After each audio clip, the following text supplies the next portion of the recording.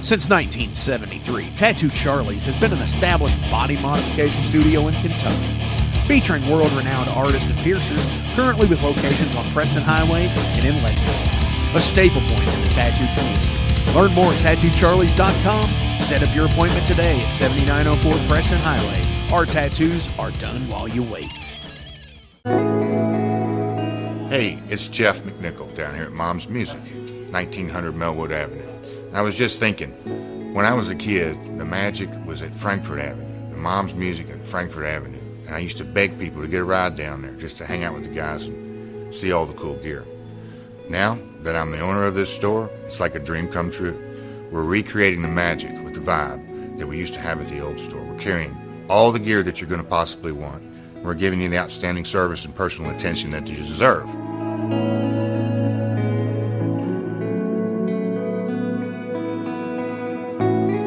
Yeah, so we've got the great guitar shop here. We're carrying USA Fender, USA Gibson, Paul Reed Smith, Gretsch, Jackson, Charvel, anything you could possibly want. We're going to have it for you. Mom's is and always will be Louisville's music store.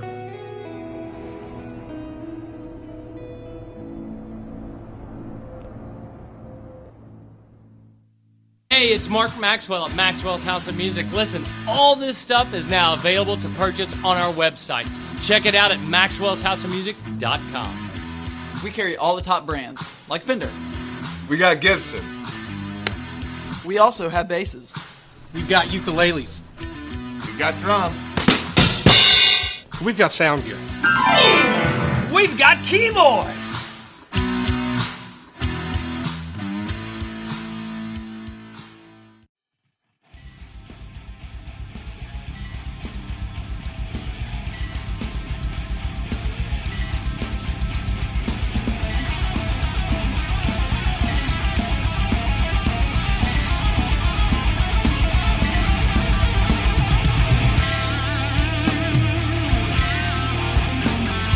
Thank you for tuning into the Metal Forge. I am Mark Jackson and I am your host. The premise of the show is pretty simple.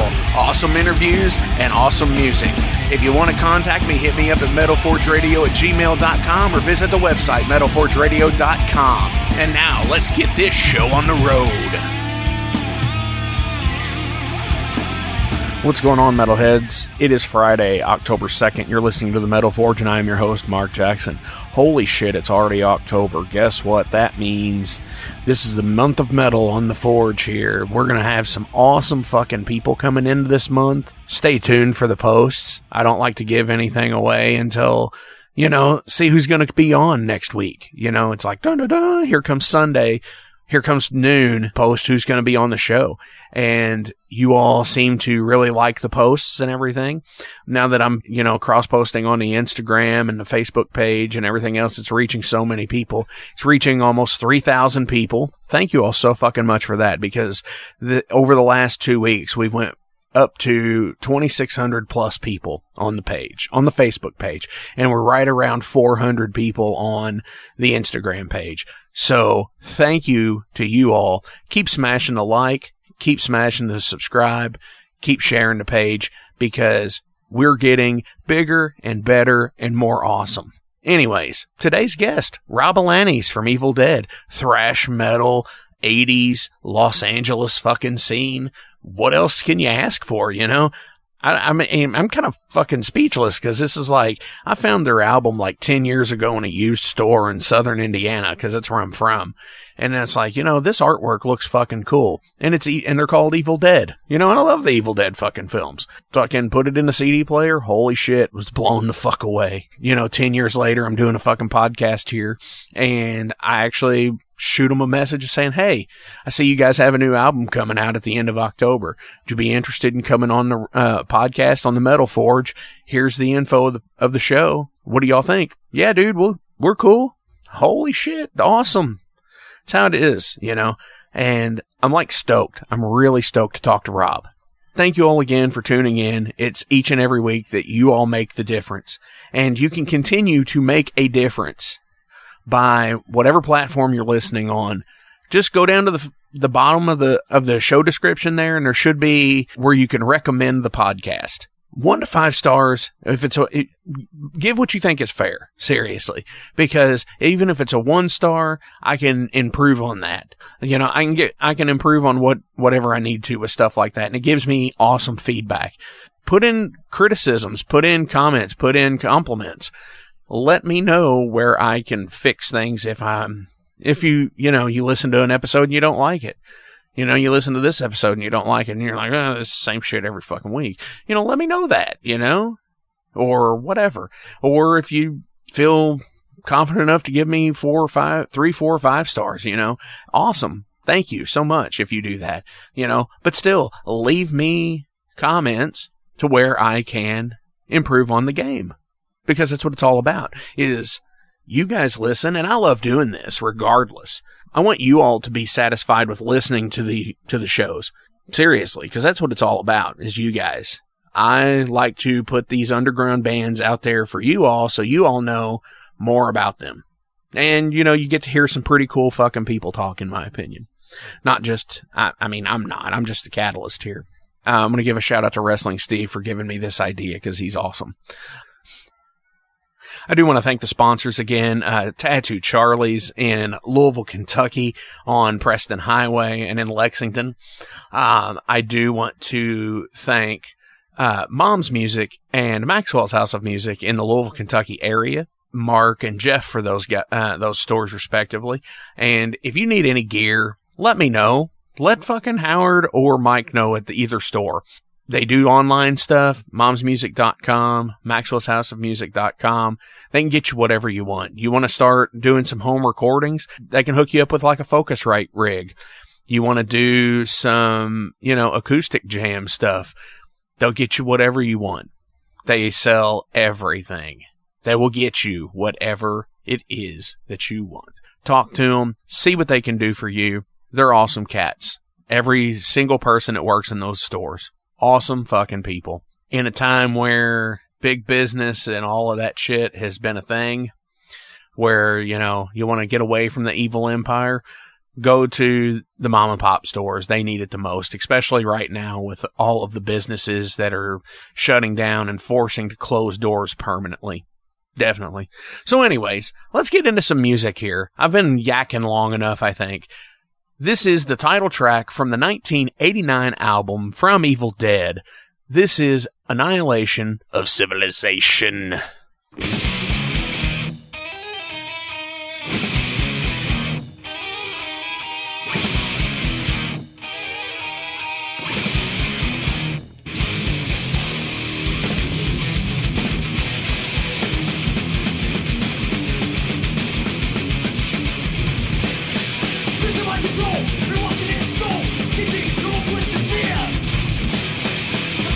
Final, confirming denial of the reality of zero today.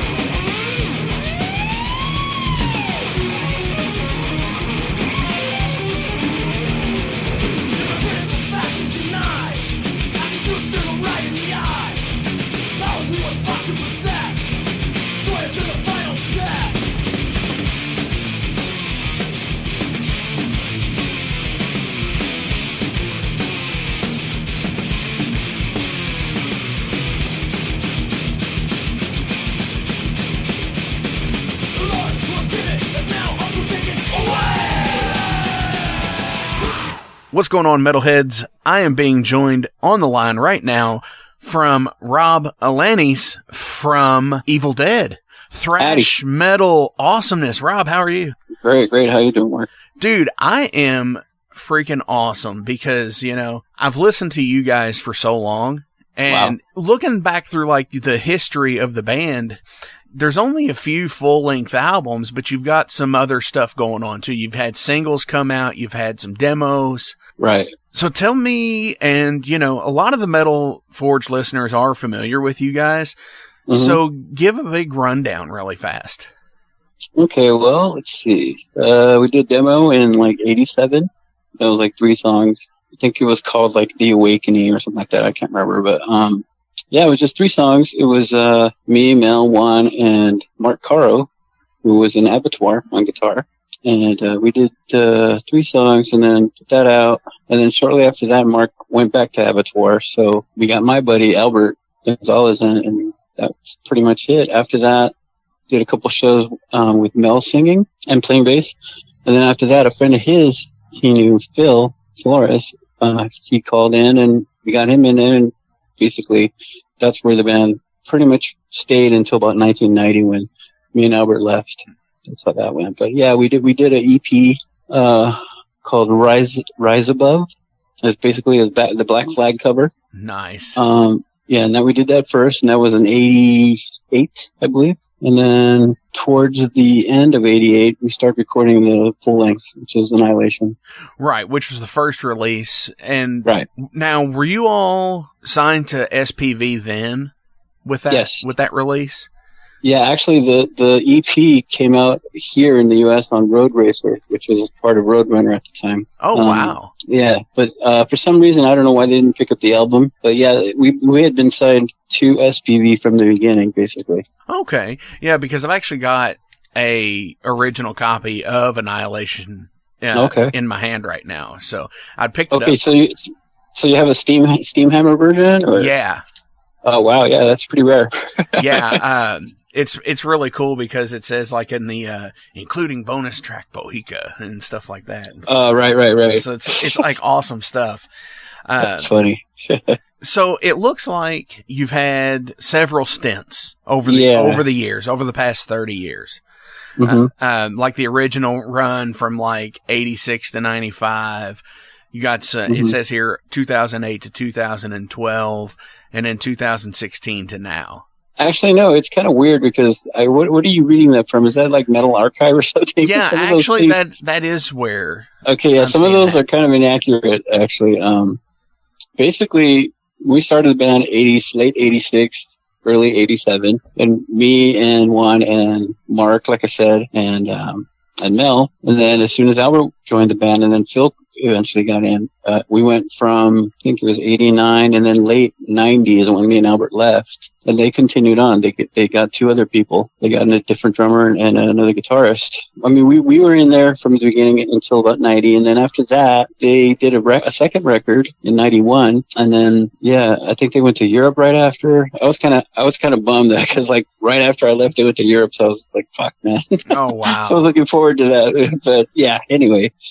I eventually got to Europe with Abattoir, but that's later. 2009 is when Abattoir did the very first European tour, and I was on drums, so that kind of made up for me not being able to go with Evildead back in the day. But anyway, from that, at that time in 2009, they had asked Evildead to do a couple of shows in Europe too. So both bands were going to go, but I don't know what happened, kind of fell apart. So we didn't do it, but Abattoir did. So as soon as we got back, we started working on the Evil Dead reunion, and we started doing a couple shows. We did a small tour with Sadistic Intent in Europe in 2010, and that's with my roommate Steve Nelson on vocals. Right on. Before Phil came back. And we actually did a demo which was released 2011 actually.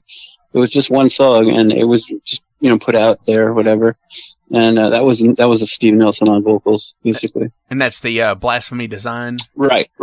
Yeah. We actually re-recorded that for the new record with Phil. Nice. Yeah.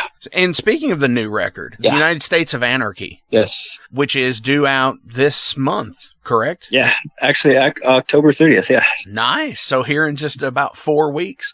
And I know you've been posting some stuff to do the pre-order on Amazon, correct? Right. Mm-hmm. Now, is this being released by Steamhammer SPV also? Yes. We actually got, I think I'm not sure if it's like an actual deal, but it's a licensing deal with SPV, and I believe we have another option for another album, but see what happens. But yeah, this record's coming out on SPV for sure. And then, I believe the distribution in the US is Warner Brothers, so should be pretty, easy to get, actually. No kidding. That's like... Yeah, something like that. Warner Brothers is like everywhere. That's pretty major, yeah. It's crazy. Definitely. Walk me through a typical, like a songwriting thing. How does Evildead write? Well, actually, most of the songs, let's see, there's 9 songs on the album. Only one song was actually a group effort. The other 8 were written by me and Albert right after we left Evildead. So some of these songs date back to 1990. Oh, wow. Yeah. So, and they hold up pretty good. So we figured, we'll use it, make sure everything's, and it sounds, like I said, it sounds just like the logical step after Annihilation, you know what I mean? Right on. Well, you say that they hold up really well. When you think about it, with the turmoil that the United States was in about 30 years ago, it's almost the same as it is now. It's exactly the same. That's just the strange thing about it, is it's totally relevant today, Even some of the lyrics on Annihilation are pretty true to form as far as what's happened now all these years later. It's the same problems basically, Absolutely. You say that only one of the songs was an actual group effort that you... only one of the songs, Only one of the songs is new. It's like totally new. Mm-hmm. Okay. Is everybody all in the same area? Because it seems like with bands these days with the internet that you don't all have to be in the same city. Oh, no, yeah. Yeah, we're definitely in the same place. I think we're maybe about 30 minutes from each other, basically. Pretty close to each other. Yeah, so it's like traditional, getting the band together, rocking out type shit. Like I said, the road map has been there pretty much for years now. So these songs are pretty much written already. We just basically had to start rehearsing them and then showing these guys the tunes or whatever. So the map was there. They basically just had to learn what was written. You know what I mean? And they did a couple of tweaks here and there, to put their input in somehow. But for the most part, it was just me and Albert, and then my drum tech, Bob Rangel, who wrote the lyrics. He wrote all the lyrics for those songs. And then he also wrote the lyrics for Annihilation of Civilization and part of Future Shock, I believe. And that's Bob. He actually used to be my drum tech, and he's a really talented guy. So awesome. Well, shout out to him then. Yeah, for sure. Definitely for sure. So is there a tour planning? I know it's kind of hard to plan anything like that with the COVID-19, but is there going to be a tour planned for this in 2021? Yeah, as far as I know, we just signed with a booking agency in Europe, so they're working on something in Europe for sure. I'm not sure about here. I know we have some sort of talent booker, but I'm not sure. Like I said, there's really no telling when this shit's going to open up. So we don't really know if there's any plans this year. For here anyway. So it looks like probably next year for sure. Definitely. Well, that sounds good. Hopefully you can get something out on the road and, make it to as many places as you can, that you want to go here even. Yeah, that's definitely the plan. We definitely want to get out there and do just, a lot of shows, basically as many shows as we can, because everybody's just chomping at the bit here, we're kind of just locked here. You can't do anything, Definitely. You come from the era where so many bands, and the location where so many bands left and right have had various levels of success.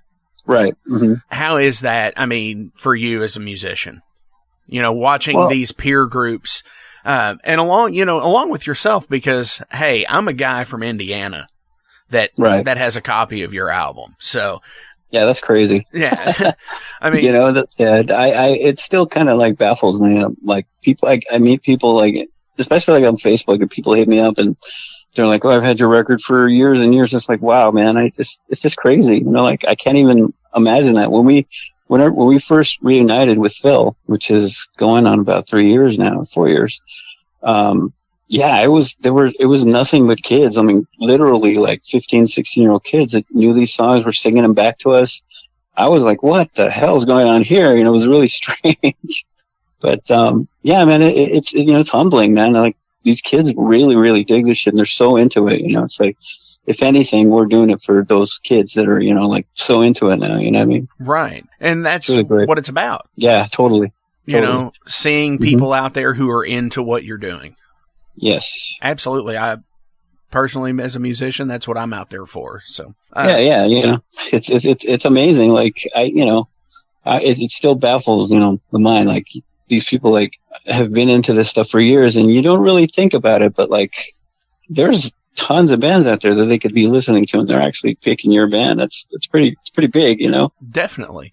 Well, yeah. I think with metal in general, it's always the 6 degrees of separation, as they say. Right. It's like, okay, well, everybody knows the big four. Right. Well, what's outside of those people? Then you get to things like Testament and Exodus and Death Angel, and as you keep going and going and going, you know, you start to find these other bands like Evildead and Violence and so on and so forth. And you just keep going and going and going. So, you know, it's definitely an awesome thing. You know, Hyrax, you know. Yeah. Total. Hyrax has been around for years. Yeah, for sure.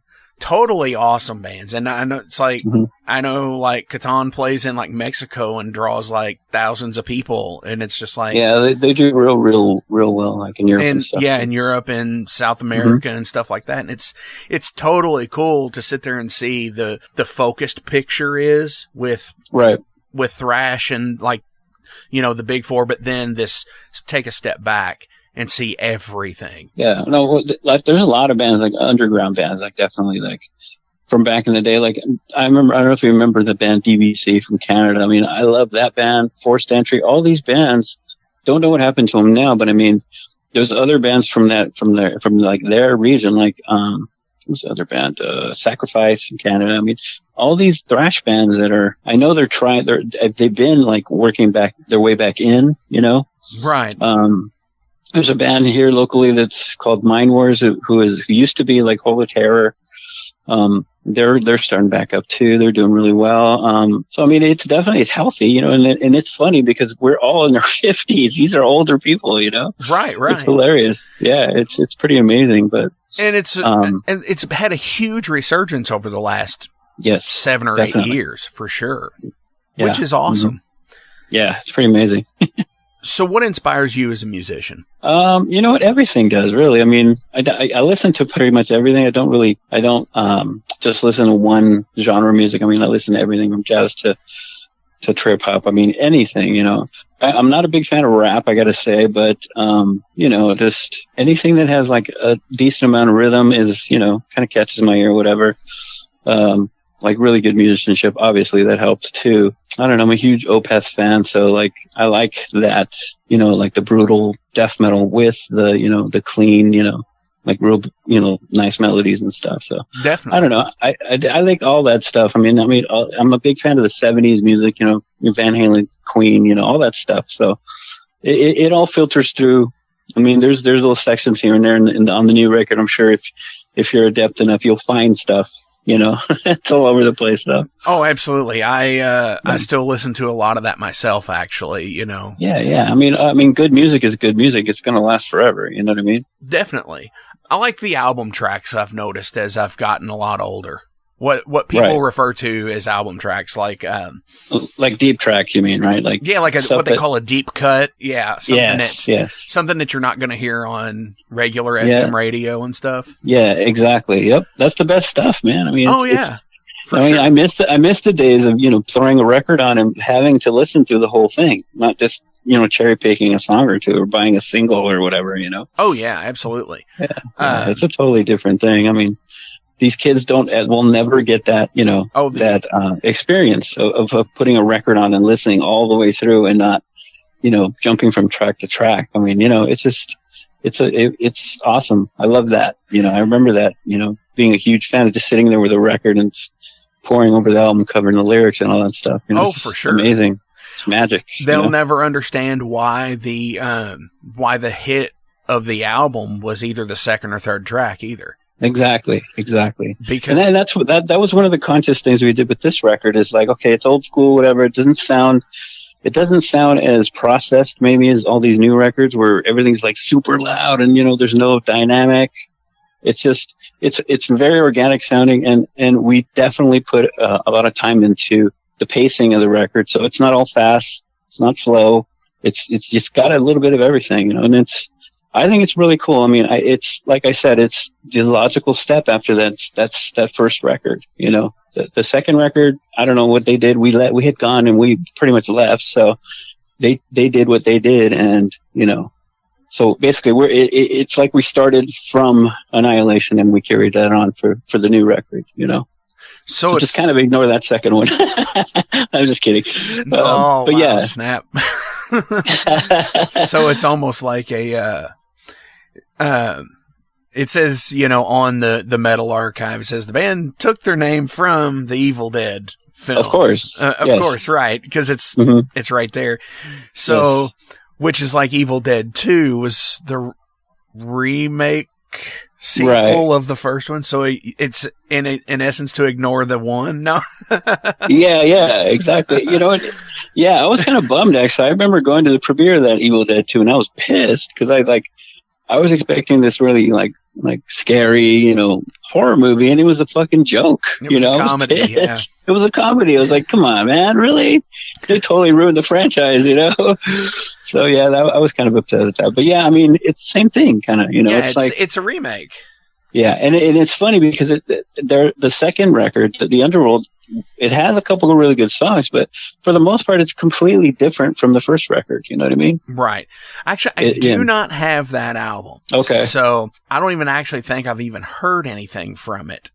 Okay. So it'll be an interesting thing, because it's definitely not bad. It's just, I don't know. It for me, obviously, it's kind of hard for me to do it because I wasn't on it. Right.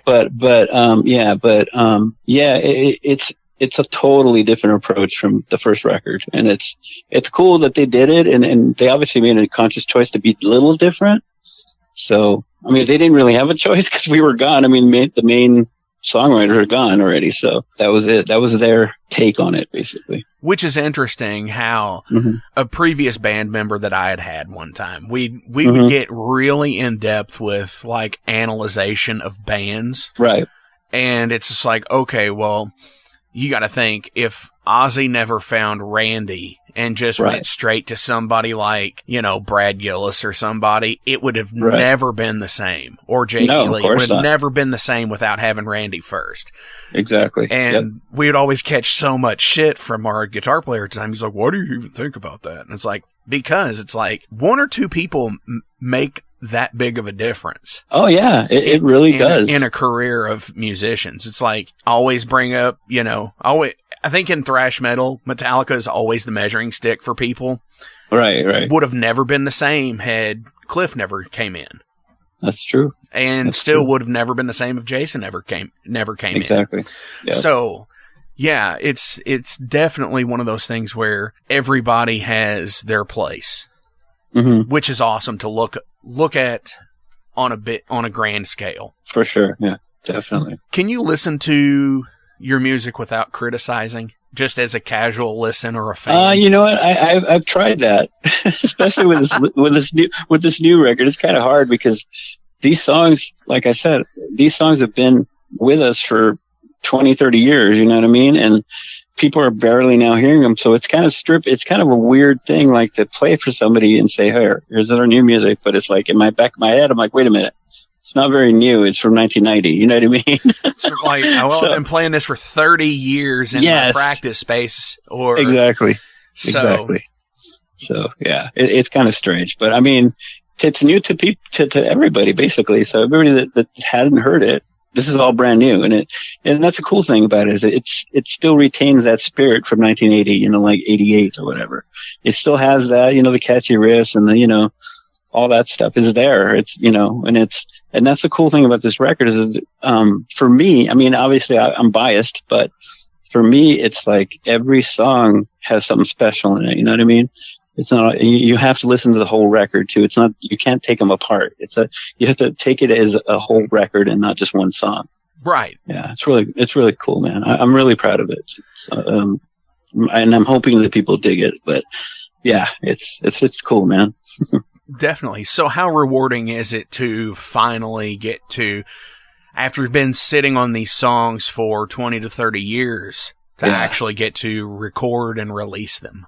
It's amazing, man. I mean, we've been demoing these songs for about 3 years now. So when we first got together, we started doing demos. We did like 5 songs, and we're like, wow, yeah, it's shaping up pretty good, whatever. And then, when we finally got to do it for real, there's little things, like maybe a little faster here, a little slower here, whatever. We tweaked a little thing, but for the most part, it's pretty much the quintessential like Evildead record, I think, because like it's got every facet of what's cool about the early stuff. You know what I mean? Nice. Yeah, it's really cool.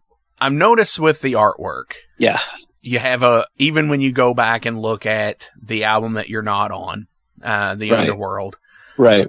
So the 3 full-length albums have the same dude on the cover. It's the same guy. Yep. So does he? Obviously, he's a mascot of some sort. Yes. Mm-hmm. Does he have a name? Yes. His name's Evil Fred. Evil Fred. Hey, he's the manager. He's the manager, exactly. He's the manager on the Underworld for sure. He looks like a manager on that cover. So yeah, because he's in the suit and everything. Right. Yeah. Exactly. and on Annihilation, he's on the beach. Yes, he's taking a vacation. Club Dead. Yes. Mm-hmm. It's so cool because you've got like the toxic waste barrels and the rat drinking from it, and it's funny. The rat's on the new record too. You'll see him. What? There's a rat on the new album too in the corner there. It's pretty funny. All that stuff. That throwback is there. Oh, like I see him. I'm looking here. They've actually got it. For so much stuff that they get wrong on Metal Archives, they do get so much stuff that's like correct, and they've already got like album covers and everything uploaded like the second something is announced. So I see him on there. That's the album cover is so crazy because it's like it's not far off from in a lot of places. You know what it is? To me, I mean, anybody's going to draw their own interpretation, obviously, and that's the whole point of it. Really, we don't want to. That's metal. We're not trying to steer anybody left or right or whatever. You see what you want to see, and honestly, to me, it's basically like a CNN report. You see all this shit happening in the background. It's like, fuck, look at all this shit. Like. That album cover is basically like watching CNN, people fighting and, it's just crazy, and to me, like, I don't know if you've seen the video that they did. The label did a lyric video. Have you seen it yet? I have not seen it. I saw the post for it this weekend. And okay. Watch the video. And to me, the video is like Peace Sells 2020. Like it's kind of like watching the news basically, Wow. Yeah. I'll definitely really cool. Have to. You have to watch it. It turned out pretty good. The lyric video is for The Descending, is that correct? Yes. Mm-hmm. Which is the first track on the new album. Right, the first song. Actually, that song was going to be called Rise of Evil, and I don't know if you listen closely, it says Rise of Evil in the song, and we were actually going to call that album Rise of Evil too, but at the last minute, we're like, wait a minute, people will read it, and it, honestly, it's a little more contrived sounding than like, that United States of Anarchy. It's kind of like, wait a minute, what does that mean? I would say it's a little more descriptive the songs, the title that we went with anyway. It's more fitting because everything, all the political, all the religious, everything is in there, you know? Definitely. All right, hang out for just a second. I'm going to take a real quick break from a sponsor. Yeah. Hey guys, Wrestling Steve of the Wrestling Steve Show here. So if you're currently listening to the Metal Forge with Mark Jackson, then you understand that Mark Jackson has a pretty discerning taste when it comes to music as a whole. You'll also understand that he has a discerning taste for professional wrestling, just like me. My show is called The Wrestling Steve Show. I talk about modern and classic pro wrestling in a completely unbiased, unfiltered way. Be sure to check me out on all available podcasting platforms. That is The Wrestling Steve Show. And I am the host, Wrestling Steve. Just remember, like Confucius said, man who goes through turnstile in Thailand is going to Bangkok. Pro wrestling. All right, metalheads, welcome back. Where I am with Rob Alaniz from Evildead, Los Angeles, California. And Rob, who does your all's artwork? Ed Repka did all 3 covers actually. Wow. Yeah, he did. He's famous for like all the death covers, spiritual healing, and he did Leprosy. He did what else did he do? Did the first Death record, Scream Bloody Gore. Wow, that's awesome. Yeah, that guy, he's a pretty notorious artist. Yeah. But yeah, we the label actually insisted on doing it because they're like, we want old school, so we're going to go with the old guy. Well, and he did a great job, man. Looks really cool. Now, is he one of those artists that this was actually a painting that he had done and they scaled down for like the vinyl and the CD covers, or was it all digital? Do you know all that? Actually, I'm not sure. I know it is a painting, but here's the weird thing about it is, to my understanding, he did not know the album cover. He didn't know the title of the album until after. Oh, which is the weirdest fucking thing because it fits perfectly with the title of the album. The artwork. It's bizarre. Oh, absolutely. Initially what Juan did was he told him like he wanted to, he pictured like, that movie Soylent Green from the 70s. Oh, absolutely. That's what he pictured on the cover. Something like that, with like a uprising and just all this anarchy and shit. So that's where he drew the inspiration, and that's what he told Repka. So he didn't actually know the title of the album until after, which is really weird because it fits perfectly. It's bizarre. I don't know how that happened, but that's awesome stuff, though. I mean, really cool. Yeah, I do like how Evil Fred is two-fisting it with the Molotov cocktails. With the Molotovs, yeah. That's a great touch to it. It's awesome. Yeah, that's great. So let's talk about performing for a minute. Okay. Here. Yeah. If you could have performed, and I'm not too familiar with your touring. I mean, we kind of talked about it a few minutes ago. Right. But if you could have performed any concert from days gone past, what would it be? Any concert? What do you mean, like? Yeah, like these legendary concerts, like Live Aid, Isle of Wight, Woodstock. Oh, what would you have wanted to play at? I think that recap of the Woodstock in the 90s would have been really cool to do because that was insane, man. I mean, which one? The one, I think it was in the 90s. Because there was 94 and 99. Okay, it might have been 99 where people just got crazy and burned the fucking place down. Right. Yeah. That would have been insane. Something like that. But I mean, all those, I mean, like even the Big Four shows would have been killer to do something like that, Oh, absolutely. Wow. Yeah. I had a friend who attended the Yankee Stadium show. Yeah, because it's such a huge scale, man. It's a huge stadium, and you never think that this kind of music is ever going to be in a stadium that huge, Right. 50,000 people or something like that. Yeah, that's insane. It's unheard of, right? Definitely. I always get people, believe it or not, a lot of people say the Woodstock 99 thing because where it just like went on fire. Yeah, it was total anarchy. Like I said, people just lost their minds. We're going crazy there, and it was awful because I mean, there's a lot of rapes and just really bad shit happening. But it was just nuts. It's like totally it's like they completely lost control of the thing. Very much so. I remember being like, I'm going to date myself here. Mm-hmm. Okay. I was like 15 or 16 when that was on, when that show happened. And oh, wow. Yeah. Okay. So I was born in 83. So. Oh, Jesus. You're just a baby, man. Yeah, right. But I have such eclectic metal taste though. So it's all, That's cool. So it works. But no, regardless, they had that on pay-per-view. You could buy the weekend or you could buy the day. Oh, right. I remember that. Yeah. And I was like, oh, I want to do this. And I remember taping it like, on VHS.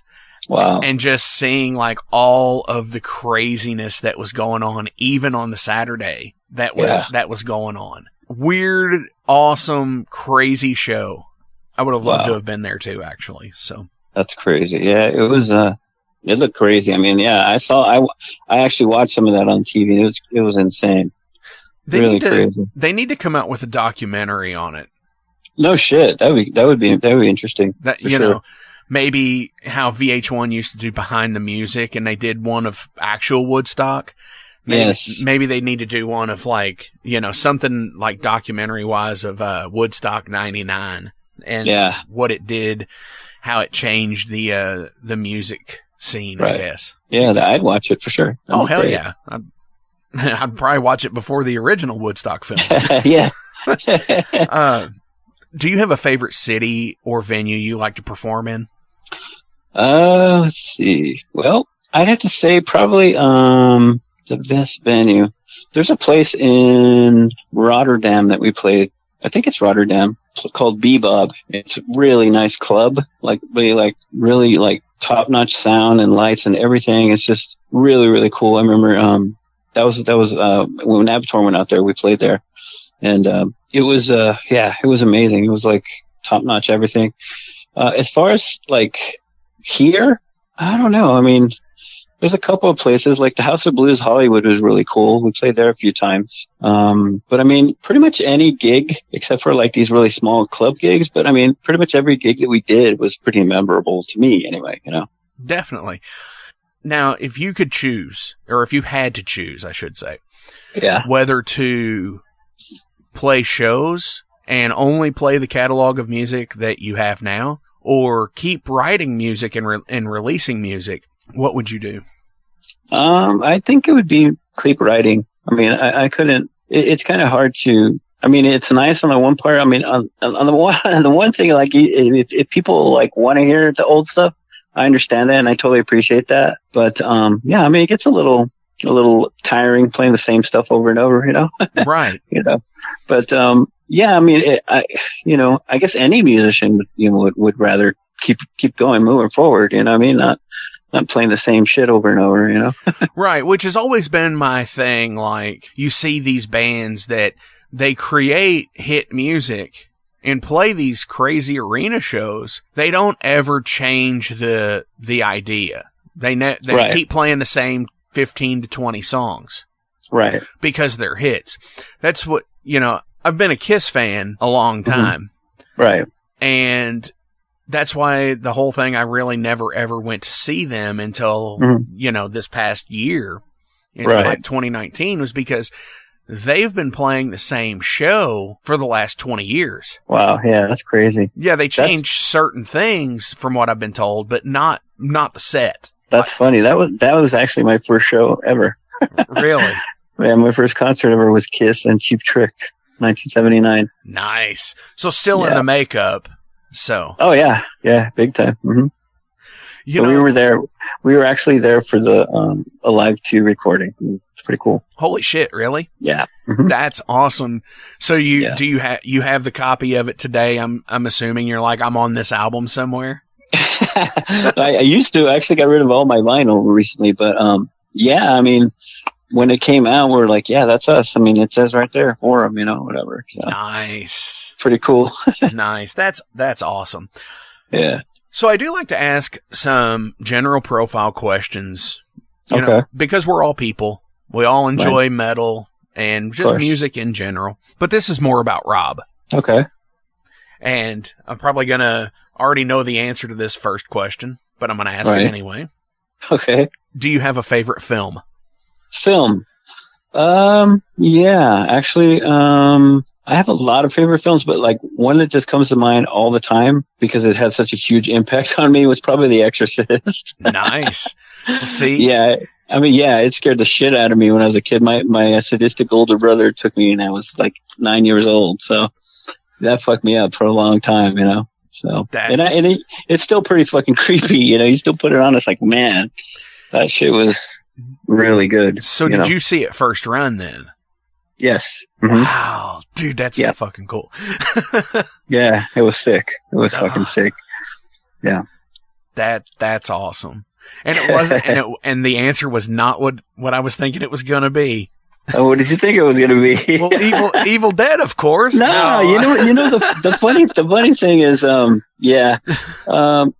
would be the obvious answer, right? But actually, no, Mel, the bass player in the band when he started the band with me and Juan, he was the huge fan of the Evildead. He saw that and he was like, "Oh my god, it's disgusting, it's sick, you got to watch it, blah blah blah." So he turned us on to that, and that's where the name came from. It was basically Mel. Nice. That's super cool, though. Do you have a favorite food? Favorite food? Probably Italian. I love Italian food. Right on. Anything in particular? You like a spaghetti and meatball, a lasagna, an Alfredo type of guy? You know what? I'm a big pizza guy for sure. Pizza guy, and then like, you know, any kind of like the baked pasta stuff. I mean, that stuff's great. You know? Nice. Absolutely. It's hard. Yeah. It's good stuff. Carb overload. I dig it. Yes, exactly. The worst shit for you. Right. But see, but you're a drummer though, so you could load down and just burn and it. Work it off, right? Burn it all out, right? Exactly. That's what I hear anyway. I don't know about that. Maybe back in the day, not so much now. I'm so old now that anything that I take in, I can't burn off, you know? It's one of those things. So I've been that way for 10 years now. Dude, yeah. Tell me about it. It's pretty bad. Oh, sad to get old. Right? No shit, dude. No shit. What's your preferred media type when it comes to listening to music? Vinyl, CD? I'd have to say CDs probably, and then vinyl. I mean, first it was vinyl, obviously, because we didn't have a choice. But right. Yeah, CDs, and then lately I've been just using digital, you know, like downloads and all that stuff. So it's all digital, and like all my whole library now of records, I got rid of them, so I had to replace them with digital files and stuff. It sounds good. I mean, it's not audio file quality. It's not like I can tell, you know, it just sounds good to me. So I'm not one of those like, you know, hardcore audio files. It has to sound thorough, you know, but I mean, it does sound good, but it doesn't have to sound like, you know, amazing or anything like that. Just as long as you get the point across, you know, it sounds good. Definitely. So basically that. Absolutely. Yeah. That's one of my biggest gripes about media release is like you'll have so many people that are like, "Oh, CD sucks and digital sounds so compressed." But right. I think everybody takes digital to the degree of convenience factor. Right. Because we all have smartphones, we all have iPods these days. Even iPods are, you know, more or less outdated at this point. Yeah, that's true. But it's convenience because we can take our entire discographies, of course, everywhere. Yes. You know, whether we're on a bus, on a plane, a train, a slow boat to China, you know. Right. And it's very personalized too. You can, I mean, yeah, you know, you can take full albums everywhere you want, whatever, and you want to hear a song on a certain album that you can't just pull up, you know, it's right there in your pocket. It's great, you know. See, and I'm that jackass that, you know, I'd put the entire album. Oh yeah, no, that's on my me. phone, where it's like, all right, well, you know, I want to listen to this song, and it's like I listen down to that song on that album. Right. Yeah, that's how we grew up though. Like in the 70s, where if you went out and bought a record, you'd listen to the whole thing as a whole, you know. And that's the whole point of. That's like our new record is like I want people to listen to every song and like all at once to get an idea where we're coming from. You know what I mean? Oh, absolutely. I really enjoy the artists in the 70s that didn't put the track gaps between their songs. Right, yeah, so it's just all mixed together. So you have no idea where the second or third song is, so you have to start it from the beginning? Exactly. That's really cool. And they just like jump right to the next. Right, It's exactly. good stuff. What is your greatest achievement? My greatest achievement? I don't know. Maybe my kids, my 2 kids. Awesome. I have 2 kids and I love them. That's awesome. And then maybe after that, just playing drums, because that's all I did for the longest time, drums, everything. I was at one point, my 50th birthday, actually, Evildead played in a bunch of other bands, like I think 10 bands that of my prior bands, whatever, all played the same day. And I was back there on the drums for like 9 hours. Oh my gosh. That's awesome. Yeah, it was great. It was a lot of fun. Yeah. But yeah, I mean, I'm going to try and do that next year when I'm 55, if I make it. Oh, come on, dude. Yeah, we're going to try and get like some of my bands together and kind of do another little festival, That would be awesome. Yeah, it was a lot. It was so much fun, man. And hopefully restrictions will be lifted by then. Yeah, I'm hoping it's in March, so we'll see. Definitely. Yes. All right. So I have one more question. Okay. But before I get into that, do you have any shout outs you want to give to anybody? Yeah. I want to say hi to my bands, Winter Thrall, Noctuary, Evildead, of course, Feast, who else? Let's see. My girl D, just all my bros that are in the bands, that support us, for sure. Awesome. Tell everybody out there how they can follow Evildead and the other bands. Where can they get merch, so on and so forth? Yeah. I think pretty much all the bands have Facebook pages, so just Facebook / Winter Thrall, Noctuary, Anger's Arts, Evildead. There's tons of bands that I did in the past too. That like, if you go to my personal page, you'll see all the bands that I've been in and stuff. Yeah. I'm looking at one of them right now, and I do have to ask about this. Okay. Fat Halen. That is a band because me and my friend Larry, who passed away 2 years ago, he just had a birthday in September. Rest in peace. Anyway, Larry Millero, he was a catalyst for that. Me and him have been huge Van Halen fans. I mean, just huge. So what we used to do back in the day is we get together and we play through like the first 3 albums, like nonstop, like all through the whole record basically. And then we met some other guys and we figured as a joke, let's do a Van Halen cover band, but a bunch of fat guys.